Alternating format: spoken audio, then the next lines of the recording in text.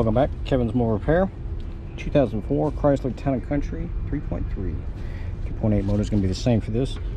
We're doing a starter.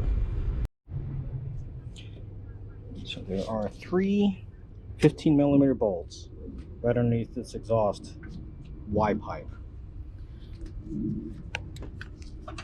See this one right there with the stud?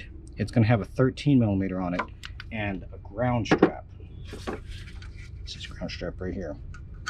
So you got to take that 13mm nut off first, then you can take the long 15mm bolt off when you need to do that, which I have a long swivel that gets to it.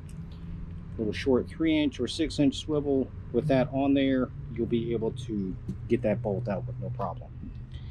Same way with the one in the middle. You can use that same setup and get to it. It's just right below it. I'll show you from underneath. The bottom one's the fun one.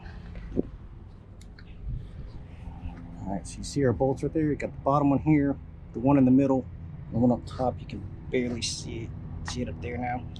So this bottom one here is the fun one. You can't really get any kind of normal socket on there. I wouldn't advise getting a wrench on there. There's no space right in between here to do so. What I use is a ratcheting swivel. It's a 15. Just like yay. You can move it in any direction you need to get to, because right here is about the only throw you're going to have with a normal wrench. But with this like this, you're able to get a long extension, or actually another ratchet little tool that a lot of guys use. You can put another ratchet on the end of this and bring your leverage point further to bust this thing loose. That ratcheting extension wrench, will get that bolt off. Now, because there's no distance in here, I don't take it all the way out. With the wrench, you're able to do so, because if you had it on a socket, it would only back out so far, and then you'd be butted up against the transmission. That's bad. So over here, 13 for the power connector, and then just a disconnect right there for the terminal side.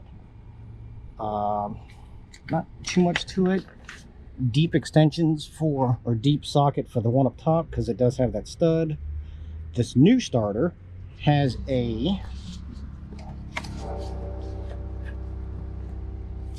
you saw it, it's a lineup pin instead of a bolt, so there's only going to be 2 bolts going in instead of 3. 3 come out, 2 go in. Just this manufacturer, this starter had it set up this way. It's just a lineup pin. So I'm going to be putting the 2 bolts back in, attaching everything back in. I've seen a lot of people take out this bracket.